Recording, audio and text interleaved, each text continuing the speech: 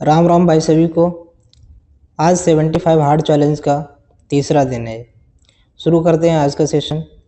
प्रश्न संख्या 1, त्रयी नाम क्या है? तो त्रयी कहा जाता है तीनों वेदों को।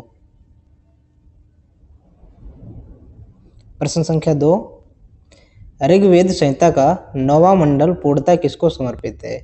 तो ये सोम और इस पे पर नामकृत देवता उनको समर्पित है। इसका आंसर हो जाएगा डी। प्रश्न संख्या 3, यज्ञ संबंधी विधि विधानों का पता चलता है किस वेद से? तो ये पता चलता है यजुर्वेद से। आंसर हो जाएगा इसका डी। प्रश्न संख्या 4, भारत के किस स्थल की खुदाई से लौह धातु के प्रचलन के प्राचीनतम प्रमाण मिले हैं? तो ये मिले हैं अतरंजी खेड़ा। आंसर हो जाएगा इसका बी। प्रश्न संख्या 5, उपनिषदों का मुख्य विषय क्या है? तो उपनिषद मुख्यतः दर्शन पर आधारित है। इसका आंसर हो जाएगा ए। प्रश्न संख्या 6, निम्नलिखित में से किस एक वैदिक साहित्य में मोक्ष की चर्चा मिलती है? तो मोक्ष की चर्चा मिलती है उपनिषद में। इसका आंसर हो जाएगा डी। प्रश्न संख्या 7, नचिकेता आख्यान का उल्लेख मिलता है? तो ये मिलता है कंठोपनिषद में। आंसर हो जाएगा इसका सी। प्रश्न संख्या 8, सत्यकाम जावाल की कथा जो अनव्याही मां होने के लांछन को चुनौती देती है उल्लिखित है, ये किस उपनिषद में दी गई है? तो ये दी गई है छांदोग्य उपनिषद में। इसका आंसर हो जाएगा सी। आप लोगों से एक रिक्वेस्ट है कि अगर आपने अभी तक चैनल को सब्सक्राइब नहीं किया है तो कृपया चैनल को सब्सक्राइब कर लें। आगे देखते हैं क्वेश्चन नंबर 9, अवेस्ता और ऋग्वेद में समानता है। अवेस्ता किस क्षेत्र से संबंधित है?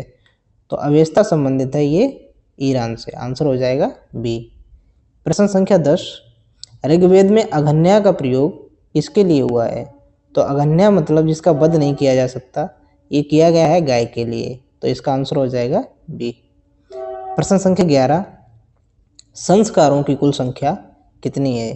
तो संस्कारों की कुल संख्या है 16।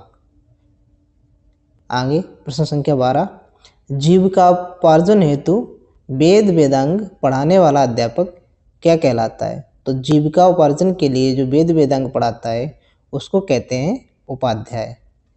आंसर हो जाएगा सी। प्रश्न संख्या 13, वर्ण व्यवस्था से संबंधित पुरुष सूक्त मूलतः पाया जाता है? तो पुरुष सूक्त की चर्चा की गई है ऋग्वेद में।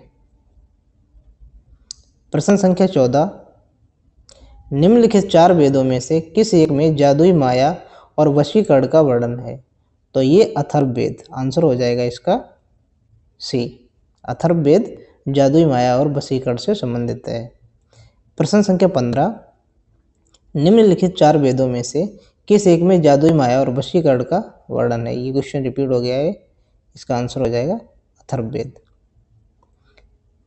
आगे बढ़ते हैं क्वेश्चन नंबर 16, ऋग्वेद में ऋचाएँ कितनी हैं? तो ऋग्वेद में ऋचाओं की संख्या है 1028। आंसर हो जाएगा ए। ऋचाएँ या सूक्त एक ही बात है। प्रश्न संख्या 17, ऋग्वेद है स्तोत्रों का संकलन, कथाओं का संकलन, शब्दों का संकलन, युद्ध ग्रंथ का? तो ये है स्तोत्रों का संकलन। आंसर हो जाएगा ए।